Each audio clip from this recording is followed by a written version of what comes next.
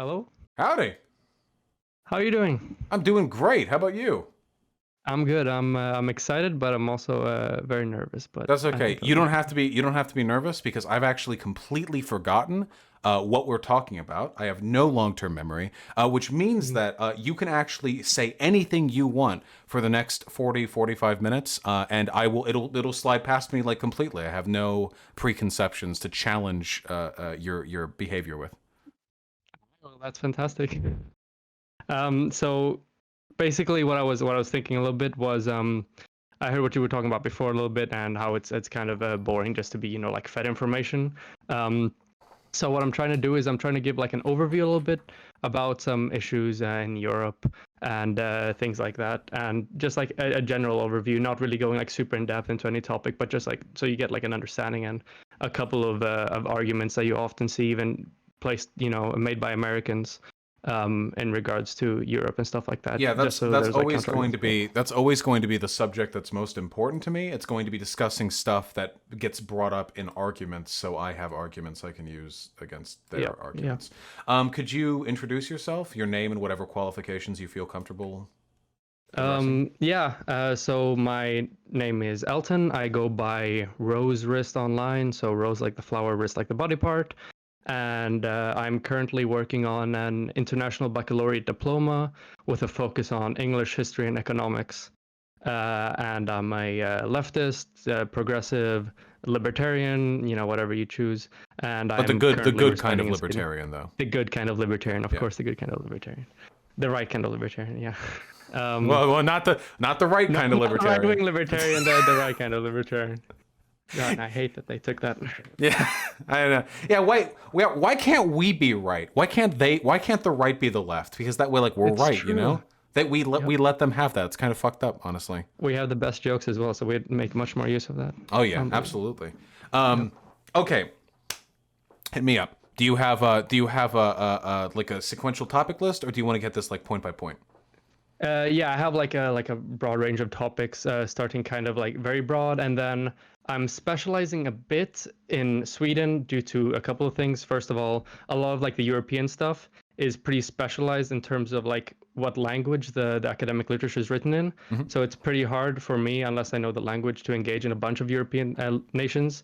So I've like focused a little bit, particularly on Sweden, but I can tell you with a lot of confidence that this is like a general trend that's occurring in multiple nations in Europe. So you're not going to be like losing anything because we're getting a bit specialized. Gotcha. So Um, in your opinion, before we really get started, you would yep, agree Europe does exist. it's true. The Okay. rumors are true. All right. Europe does exist, in fact. Okay. And it I'm does sorry, it's it hard is to it believe. If it's too much for you, then it's hard. Yeah, I know. then It's and it is relevant. This is one of the things. This is one of the difficulties that I have is that, man, my education was very America centric because I find that sociology, like as a field, like this is in no way universally applicable. Everything that I've learned about white hegemony and like gender relations, all of this is very America specific. And the further out I project it, the less applicable it is. So I can pretty easily talk about UK, Australian, Canadian stuff, and I can get around to talking about German and France stuff. But when we start talking about Scandinavian or Eastern European issues, I all my education is like useless. So if I had a stronger like base of understanding in Europe, I think it'd be easier for me to make my arguments too. yeah, exactly. And like what I'm trying to do is like give just like a broad view, just so you know a little bit like like what's going on and stuff. And I'm gonna tell you like in what ways it is similar to the United States, but in also like what key aspects we differ. Oh, yeah, Um, please. So just generally throughout this conversation, if you have a question, if you want to interject, if you have some spicy meme you want to share, just interrupt me. I feel like they'll improve the quality Yeah, don't worry. of I the. have never in my life had any problem speaking up when I want to talk, so I'll be okay. That's fantastic. All right, all right. Um, so generally in Europe, the main things that discourse is surrounded about is of course immigration. For those of you that don't know, the main kind of immigration wave to Europe happened in 2015, where a large amount of the people that we took into Europe were refugees. So these are people that we take in due to humanitarian reasons because they are fleeing places that where they're horrendously oppressed or where they face threats to their lives. Um, And this has been received, very differently across all the different countries in Europe. Some countries have taken it more than others. Among them, Sweden and Germany are the two main ones. Mm-hmm. They've taken in, more refugees or immigrants than a lot of the other countries, and so they have like a different situation. But generally, we see that, unfortunately, a very, prominent rise of right-wing parties and of xenophobia across the entirety of Europe. So my plan, just go through, some general arguments that you hear and some things. In Italy, something that's very popular in regards to immigration is they say that, hey, we shouldn't take in any immigrants. It's, they try to make an argument that, hey, it's better for them if we help them in their own countries. Mm-hmm. And there's, there's a whole range of issues with this. Among them is it's really difficult. Are you just going to like drive planes and just drop money? Are you going to give it to the governments, which often are corrupt? Like, how are you going to do it? We could stop, starting wars in that part that's of a the good world. one. That'd be a good one, I think, maybe. Yeah. But you probably already knew about that one. I'm not adding anything to the discourse. Yeah. I mean, don't worry about it. And to this, there's just like a slam dunk argument to this, which is that according to research, this is from the World Economic Forum. I'm just quoting here. Financial remittance flows have steadily increased in volume from the 1990s to the present day. In 2017, migrants sent an estimated $466 billion to families in developing countries. Money sent home from abroad is shown to be more stable than both private debt and portfolio equity flows, and several times larger than international development aid. So this demonstrates that, okay, if what you truly care about is helping these people, making sure that money gets to the right places, making sure that they get enough money, you should take in people, because what we see is that most of the money, or 3 times as much as with international aid, goes back to those nations if they are allowed to work here and then send back money. This is they call them remittances, right? I've heard that there are also long-term benefits to remittances because that currency that's sent back home is in the home state's currency. Usually, it will be in British mark or Deutsche marks, or it'll be in France cheese wheels or whatever the fuck they use, and they send it back. And what this does is it means that there's foreign currency in these countries from which the migrants are coming, and what that means is that there's an incentive to invest in that market because their economy now relies on the existence of these foreign currencies. That makes it there's a synchronicity there. That means there's an economic incentivization for partnership or for trade amidst those countries, I think. At least I know that's the case between US and Mexico. I don't know if that's necessarily the case with smaller countries or like with the refugee situation.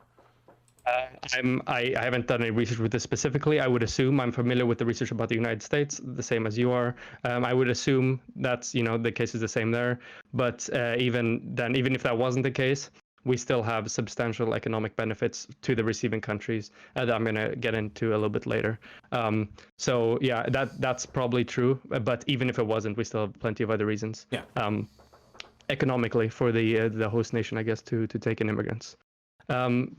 So what effect, like if we try to like quantify how many immigrants or how many migrants or refugees, what does this look like? Well, like most developed countries, the fertility rate and the rate of replacement in these countries aren't, high enough to keep the population going. So EU, the European Union, and Europe as a whole would have negative population growth if it wasn't for immigrants.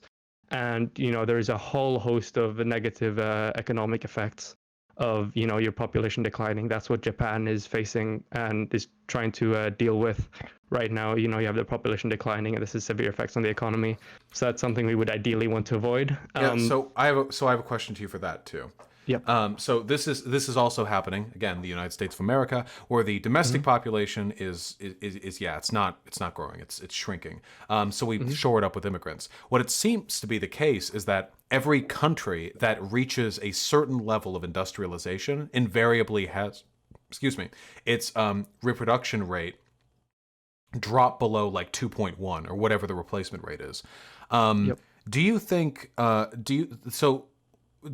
there's like an argument to be made then from the people in those positions that it would be preferable to push domestic policies to increase domestic birth rates? Because I hear that one a lot. I guess the end state is like eventually, if every country on Earth ends up reaching American levels of industrialization, then everyone would eventually be losing population. So there has to be some sort of long-term solution for that. That is something that we hear a lot, and that is, a solution that is, a good idea. Long term, we have some countries already doing this. However, there is something that's, going to that problem that Europe is going to face relatively soon that will require, a substantial, injection in population that I'm gonna get to in a bit. And this is, really important. And this is not something that can be fixed fast enough through policies encouraging childbirth. So I'm going to get to that about Europe right now. So anyway, we will see, population decline if it wasn't for immigrants. But because of them, they increased by 1.1 million, I believe it was. And what does this look like on a nation-specific, level? The fact that the population is dying off, but is also becoming older. And this is something very important because we have the boomers who are taking up, they're a substantial part of the population. They're like, in Swedish we call it like the bulge of fat, I guess, like moving up the age hierarchy. Oh yeah. And right now, yeah, exactly. And right now they're entering the retirement age. So in Sweden, what this means, if you only count native-born people, we're going to see a 47% increase in people above 65 years of age, which is the retirement age in Sweden. And we will see in between -1 to +1% change in the working age population. And, this is for a country like Sweden that has a welfare state that, the older people, the retired people rely on for their income. This is going to be a really big issue because you're going to have so many people that aren't working anymore and they're going to be relying on pensions, for example, and you're not going to see a great injection into the workforce due to the native population. And more specifically, what this means is that according to the Swedish government entities, they've said that they need approximately 500,000 more people to begin working within like welfare systems in Sweden. So in the US, 500,000 people may not seem as that much, but for Sweden, this is a very large amount of people. Can you remind me what country you currently live in? Sweden, with a population of 10 million now. Yeah, you're kind of like the hotbed of all this discourse.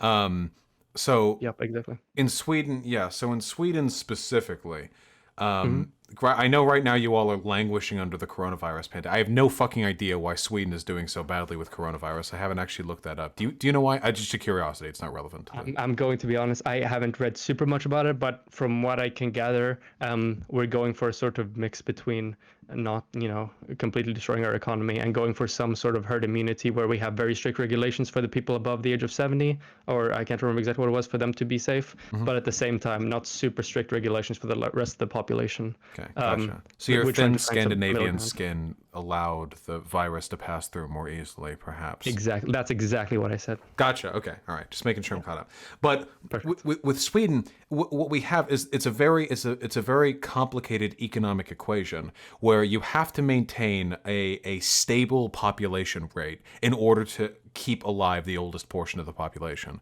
We're dealing with something similar here in America right now, though not to the same extent as you, I don't think, because we've had such this powerful influx of like Hispanic immigration that has kept up our, a younger population. I think the average Hispanic in America is like 20 years younger than the average white person in America, which is pretty fucking crazy. But over there in Sweden, is there talk amongst the politicians of cutting welfare or of cutting social service programs so that you no longer need to rely on immigration to prop up that population distortion from the old and the young people? Yeah, let me tell you, there's been talks about cutting the welfare, and it has been done a lot since the end of the 90s, where it's been done not specifically for the reason though of not having to rely on immigration, but yeah, they probably don't say that out loud. Yeah, but yeah, exactly. but they say generally it's for the reason of they think that the privatization of these industries would make them work better, which is another thing that I'm going to get to a little bit later. But I personally don't see enough people talking about like the issue in itself with people growing old, and we're not going to be able to really solve this at this point in time without immigration. And so how I see this going, I guess, is in Europe either we're going to see like heavily like trying to funnel the native born population into working within welfare to make this work, or we're going to see, like you said, like severe cuts to like welfare systems to to be able to keep these people alive, or they will just like die, I guess. We have all these options of You could just like, how it's die. going to go. It's always an option. They can just die. It's true. If you'd rather die than take an immigrant, I mean, that's on you. I think there are a number of people who feel that way. Yep, I'm sure there is. So maybe one prediction could be that in the future, European countries are actually going to be competing with each other for immigrants, which would be an interesting switch to the discourse. But that could, very well be a possibility. And some of these plans are, of course, a little bit better than others. These possibilities, if you were to try to like funnel natives into taking these jobs, like every single person in Sweden entering the workforce in between now and 2028 would have to work within welfare to fill up this gap, which is not going to happen. So yeah, that seems pretty. That seems not doable. Probably not. Wait, I want to deviate from this for a moment, if I may. Yep. You live in Sweden. Have you come into any substantial contact with like migrant groups within Sweden? Me personally, I mean, I go to like an international school, which like very heavily emphasizes, I guess, multiculturalism. That's like kind of the whole shtick behind like the international baccalaureate program, which is the one I take. So I come into contact with non-native born people relatively often, but I don't.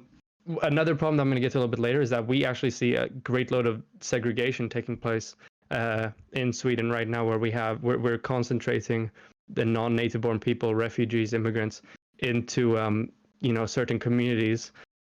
So they're put, all of them are put there. And which invariably really worsens long-term outcomes because they end up forming ghettos, and that means they're going exactly. So I'm not going to say that I've come into super much contact, and that's really a problem because ideally we would give these people the resources necessary for them to spread out and go wherever they want, instead of kind of being forced to go to these areas where it's like it's cheap and they feel like there's other people that speak the language there and things like that.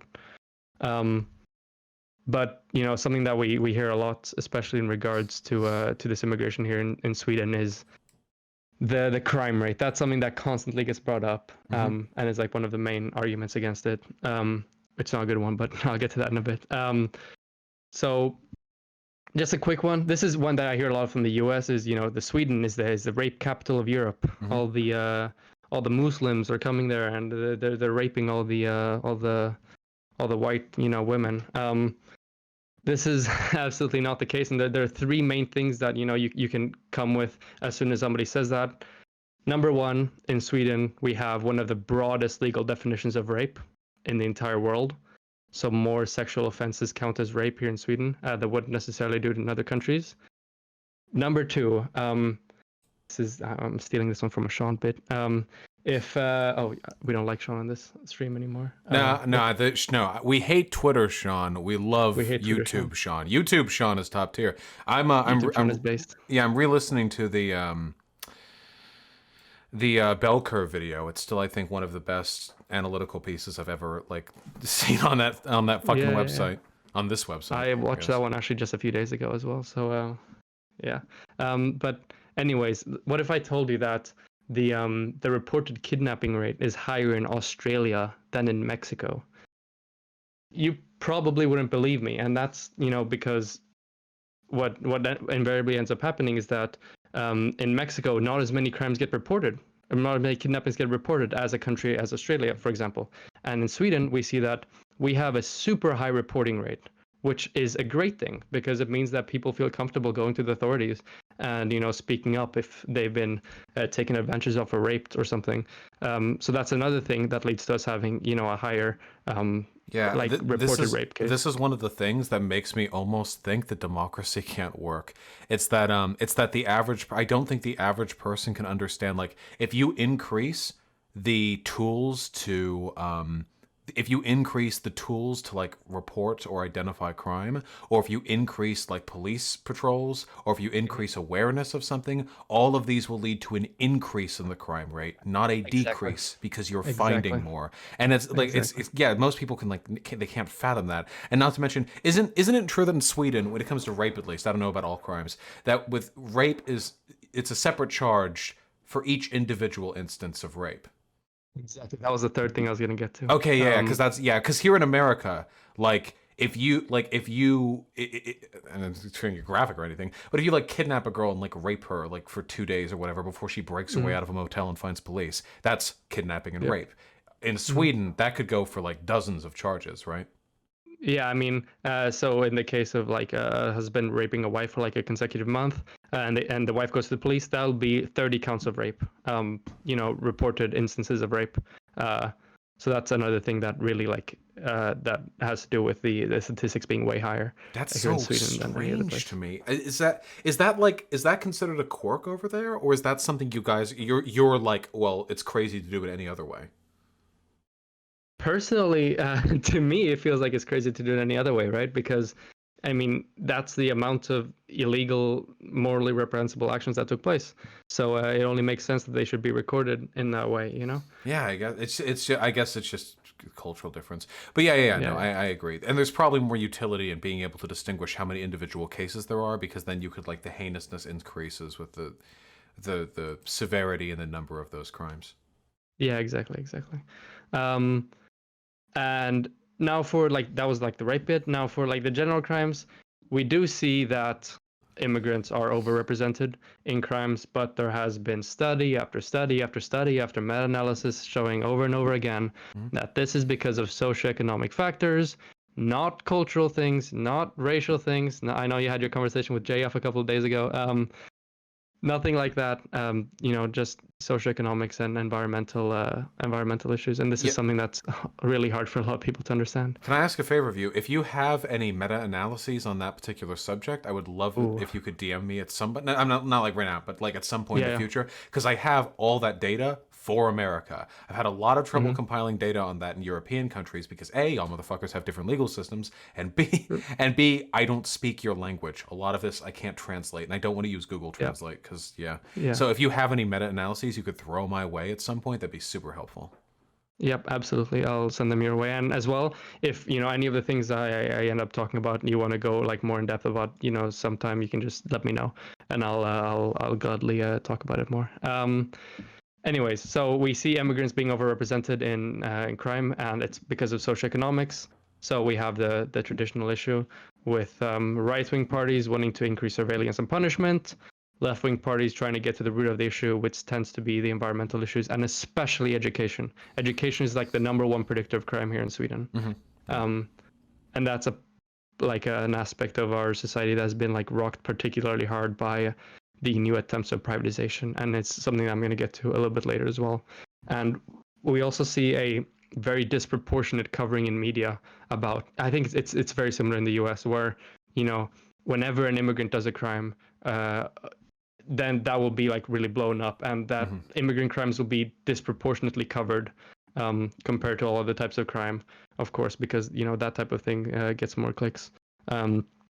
If you paint this idea of these hordes of immigrants coming over here doing all this crime, and that's surprisingly something that's contested a lot in here in Sweden. People complain about like the public service we have here, and like the newspaper saying that there are all these they have this super left-wing bias. Some parties even want to get rid of the public service altogether. This might not seem so extreme to you as an American, but the public service here in Sweden is something we'd have for decades.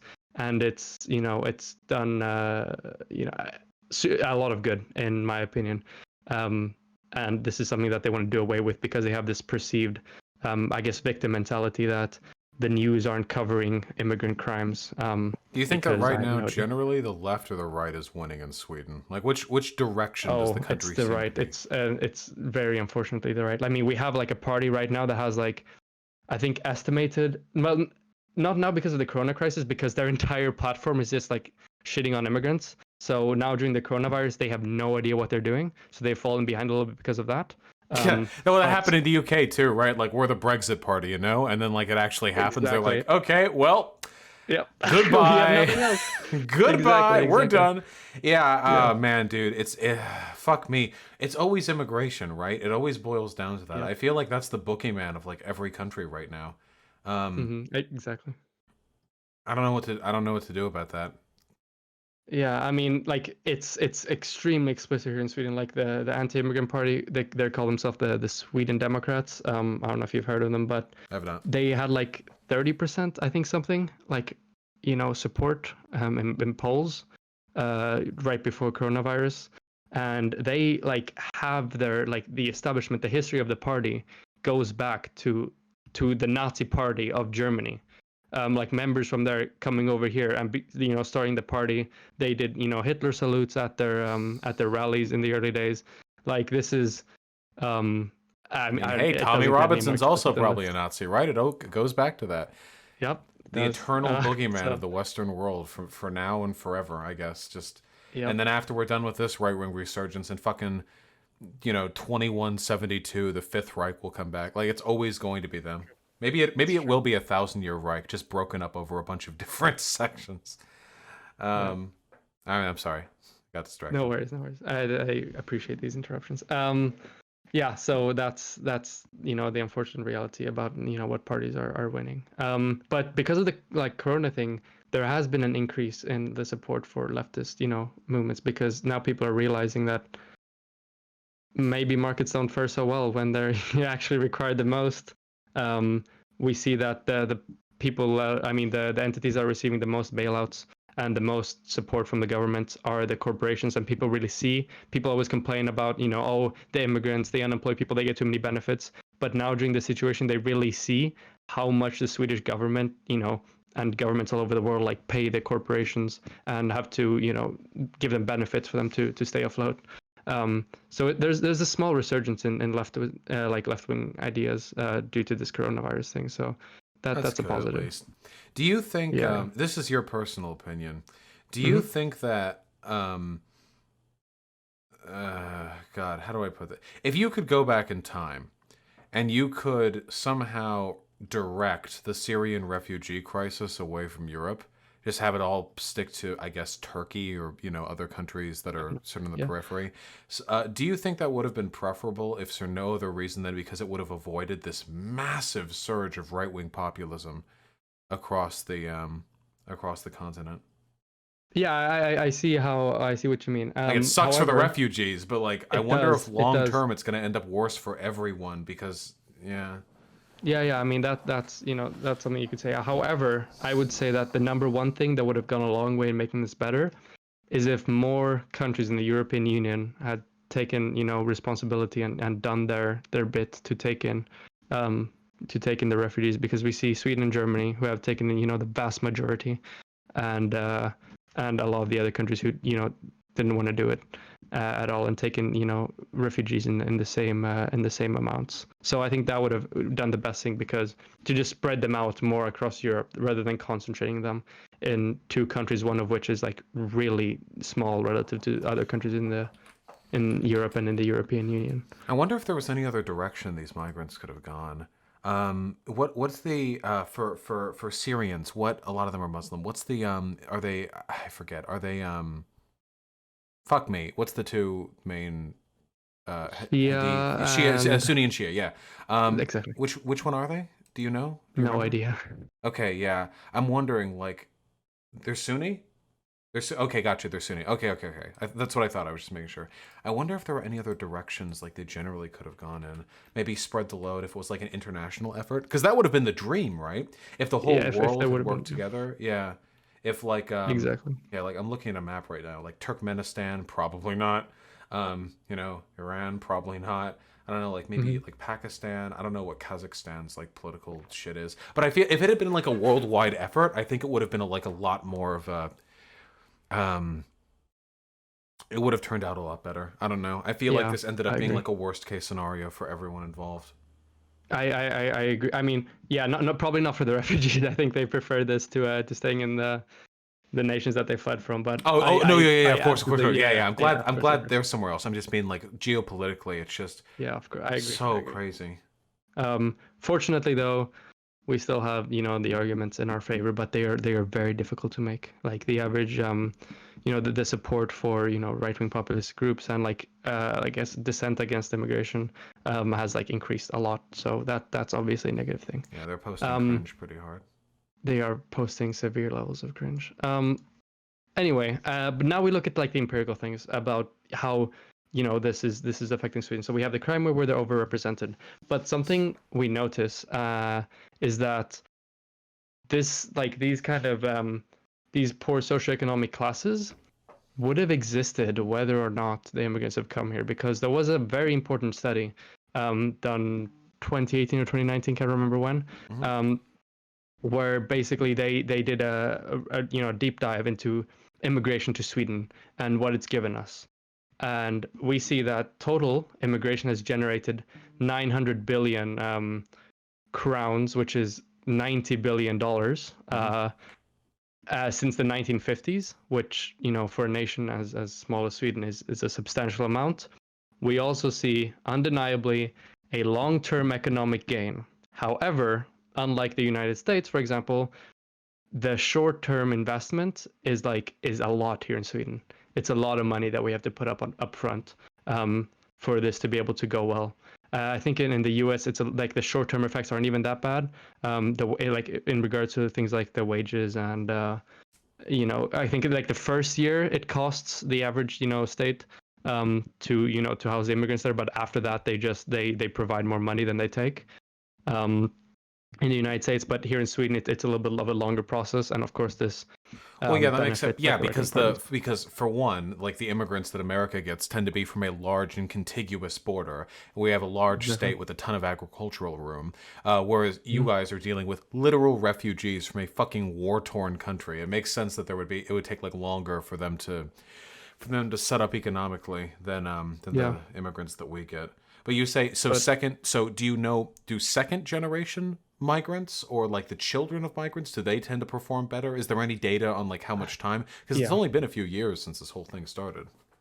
yeah. Like the main wave was in 2015, so there isn't super much research about this. But from what we do see, I remember this specifically in regards to crime. Um, like younger generations, like what's it called, later generations of immigrants do commit like crime less. Um, and something that's also very important to mention is that Sweden has like one of the lowest crime rates, just like in general, across the entire world. So even if we so this means that the immigrants that we're taking in, they're like inflating it a lot relative to Sweden's norm, but not so much relative to like the general worldwide like norm of crime rate. But it's just that we're so like we had like such a particularly low crime rate that it looks like a lot. It looks like these like the immigrants are like super violent, super prone to crime.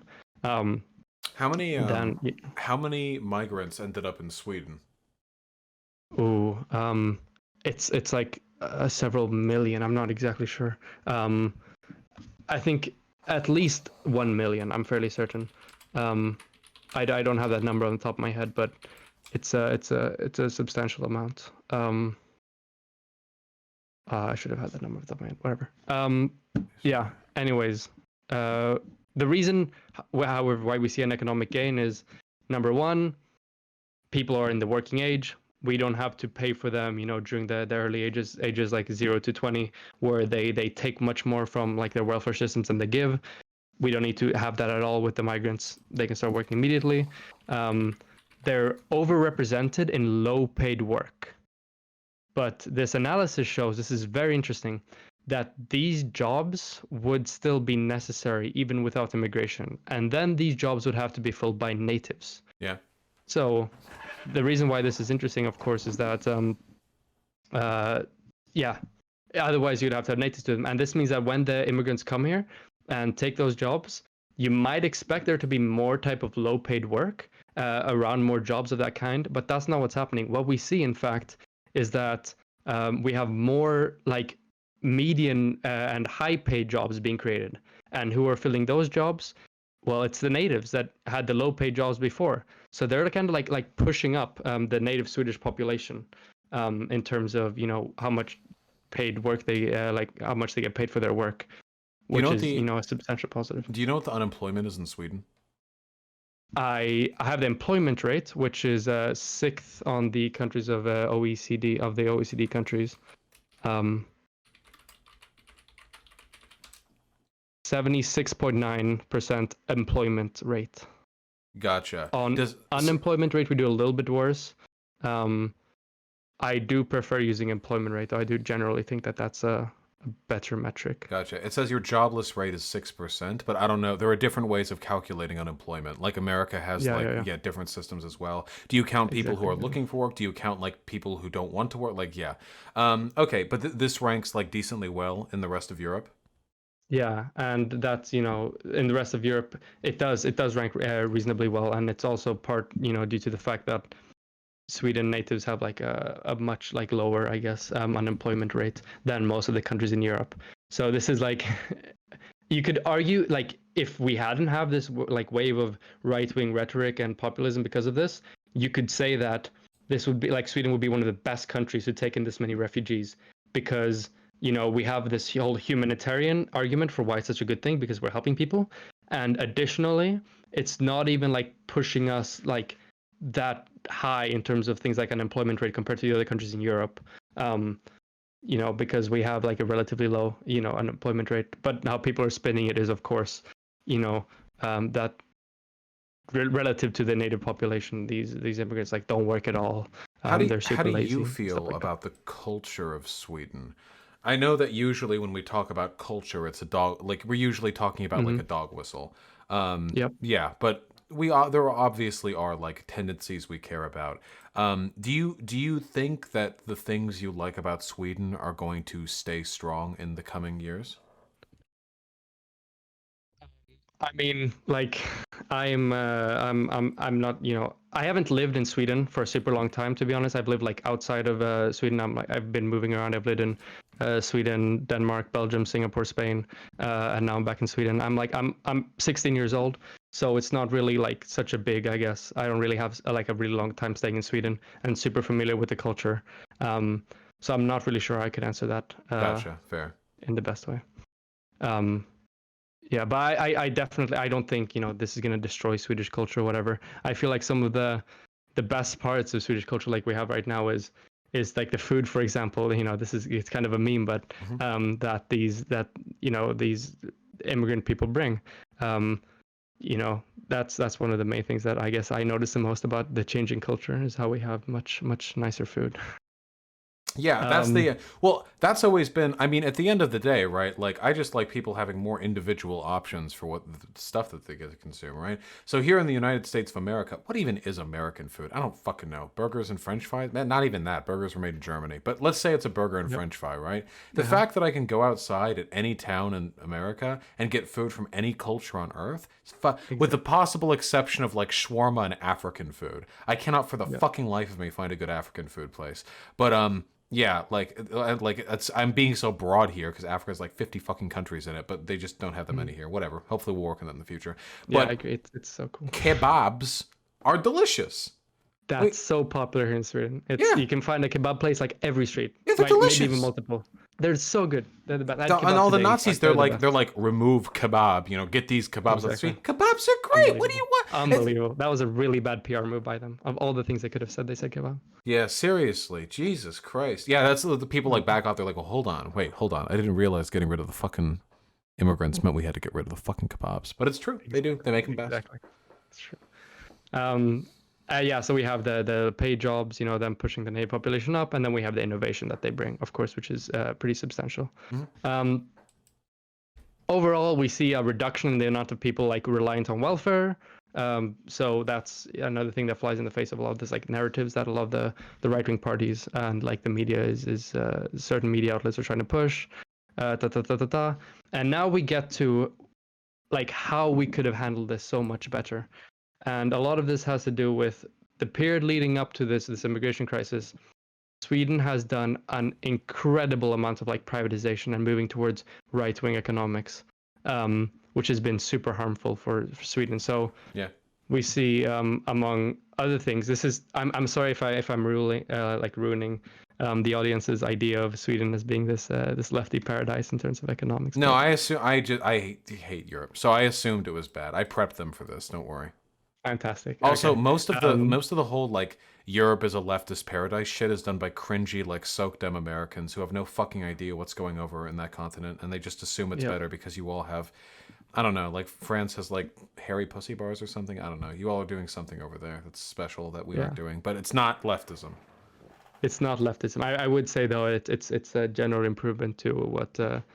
I hope I don't trigger the Americans too much, but it's generally a bit better than the social systems in America. But anyway, we see that in Sweden, among other things, we have one of the most disproportionate rate of taxation between income received from capital, from owning business, from manipulating money, and taxes that you get from work. You can expect to be taxed up to 25% more from like labor work than from capital earnings, Mm-hmm. which is completely, the other way. It should be the other way around because it's in the capital that most of the money is being made, and the people that are, doing wage work probably need that 25% more than the people owning capital do. Yeah, we We have also the see same that problem over here. Yeah, capital yep, gains tax is super fucking low over here in the exactly. U.S. So it's better to be paid in like stock options than it is to be paid in wages because you have to pay far less taxes on it. And if you hold it in Mm. there for long enough, you get to pay even less on it. Like I think if you hold it in the stock market for a year, if you withdraw it after 1 year, you get an even lower rate. It's insane. They basically pay nothing for their wages. Yeah, we see this being demonstrated in like the kind of like economic elite. They're pulling away more and more and more each year. Maybe not as I guess insane as it is in the US, but 1980s, 1990s, like the average like wage of the people in like the economic like peak, I guess, was like 11 times the average like factory wage, which might sound not that much to Americans, but right now in just what is it 40 years, it's now at like 19 or 20, so they see like a double in their relative earnings compared to the rest of the population.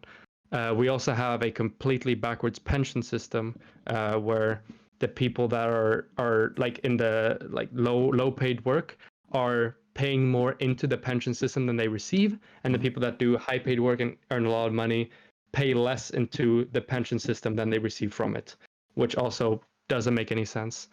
We have also seen the removal of like the following like taxes that disproportionately target wealthy people. We have seen a removal of a property tax, removal of the wealth tax, removal of an inheritance tax, removal of a gift tax, and a removal of the austerity tax here in Jesus Sweden. Christ, that's far more damage to your tax system than Trump managed to do Yeah, over here. it's insane, and this is was most of these changes were done during like an 8-year period. So say what you want about the right wing parties, but they're productive. So we have all these taxes that are being removed. Tax rates don't make any sense. The wrong people are being taxed, and the people that should be taxed are being taxed far too low. But possibly the worst, I guess, offense in this regard has to do with like the schooling system and what we've done for it. In Sweden right now, we have arguably the most privatized school system in the world.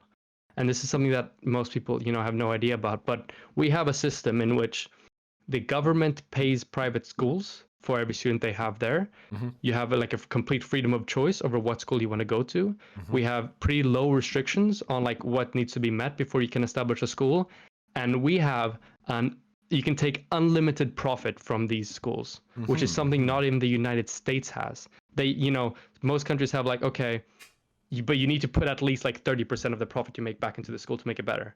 Mm-hmm. In Sweden, we have none of that.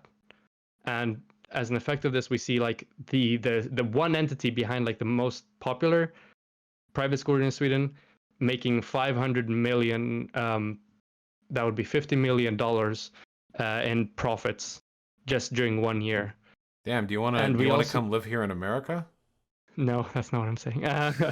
But in regards to schools, I would say that we have like severe issues in terms of our schooling and the way it works.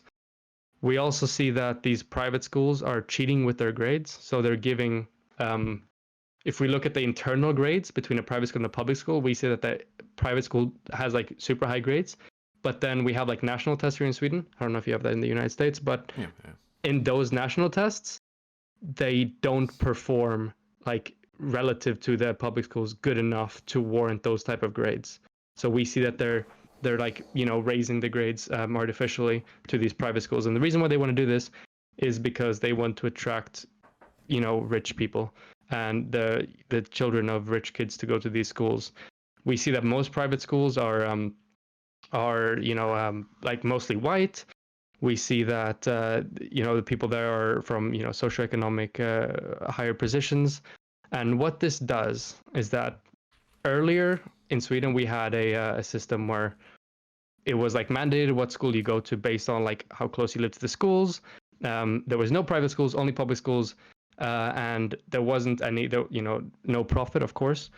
And the way that the schools got money was based on need. And so if these, like the grades were slipping in this school over there, we'd give that school a bunch of money so they could catch up to the rest. And we had one of the best school systems in the world. That had better outcomes than what you have today.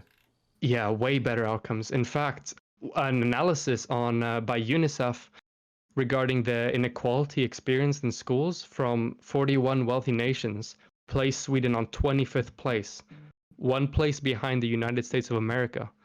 So hey, do you want to come here to the United States of America? Maybe we have a better school system. Yep. Damn, that sucks. Behind the it's. Oh man.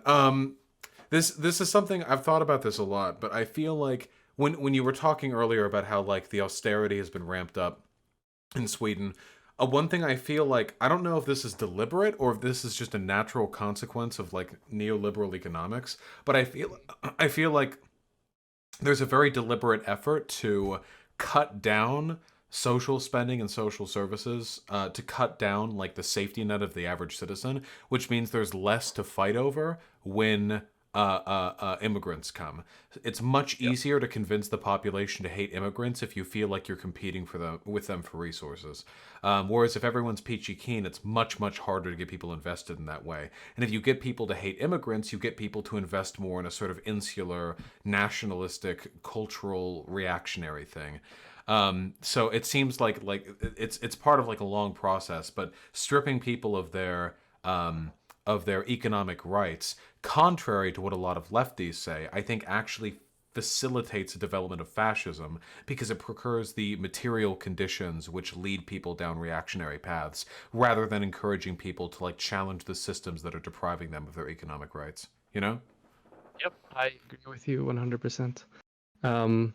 And like I guess the major reason why we see our like public schools, because right now in Sweden we see the public schools performing super bad and the private schools performing really good. And part of this is because, like I said, the grade cheating, which in Sweden we call glädjebetyg, happiness grades for some reason.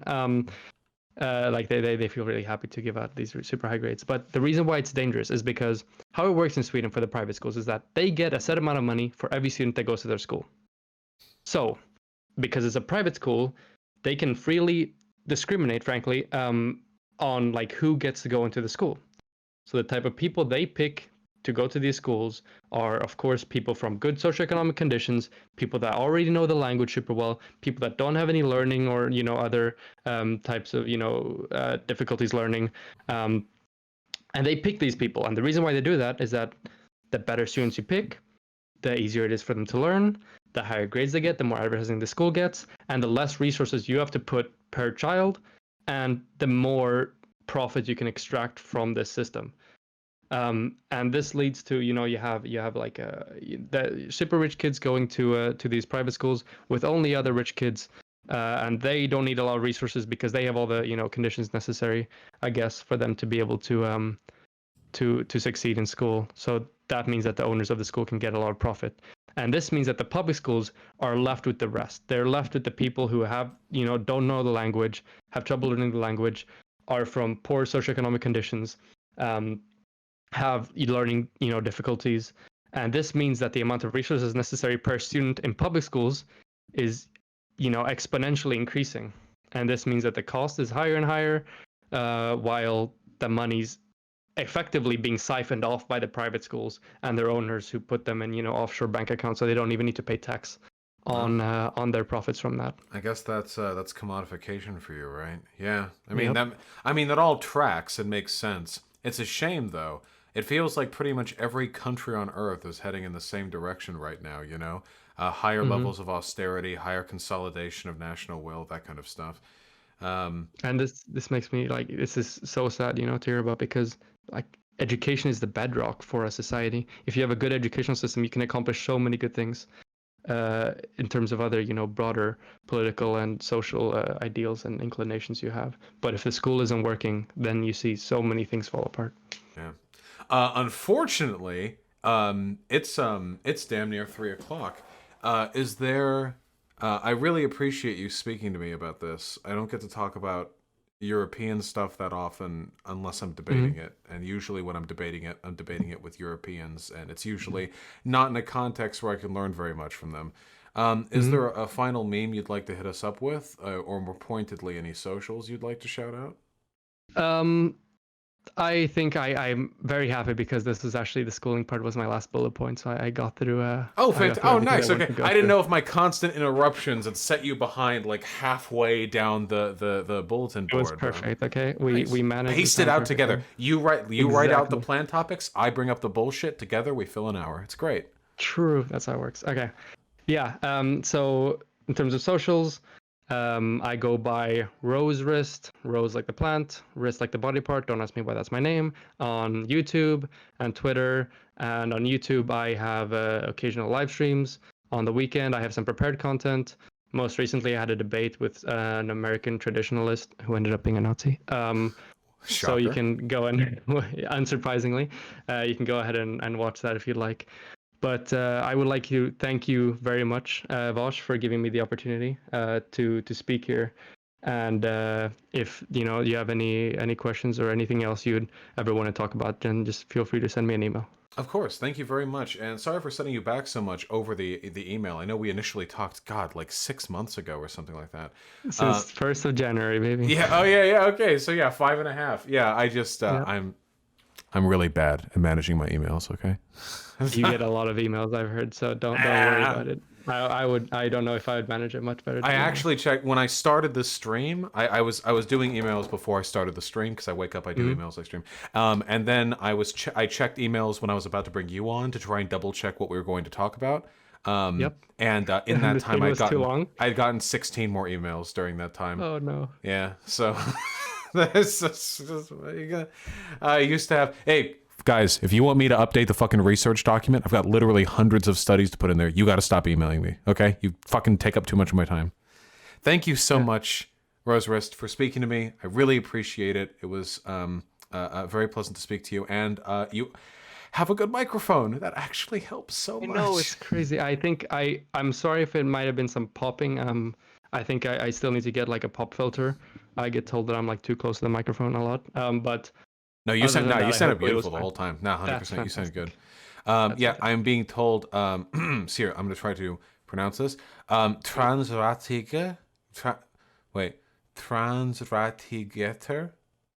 I think that's trans rights. Transratigator. That's what it is. Hey, wait. Say it again. You're gonna make me fuck it up. Okay. Transratigator. Transratigator? Trans rights, but in Meatball and IKEA. Gotcha. Yeah, fuck you guys for the furniture you send over here, by the way, okay? My bed frame is fucking... People send you furniture? Yeah, fucking IKEA. My bed frame is creaky as shit now every time I do stuff on it, okay? It's too much. We gotta go to a proper store. Send better furniture, okay? Alright. Could you read the name of the furniture, though? Probably not. Have yourself a good one, okay? You too, buddy. Thank you again. Bye. Goodbye. That was actually a super pleasant conversation. I never know if I'm going to have good convos. It really feels like a random grab bag, but that was a good convo. All right. Bye, Rose. I assume you're still watching. I knew you had my fucking stream up. IKEA has okay furniture, you're just mean. No, you're confused. IKEA has okay food. Its furniture is a mixed bag.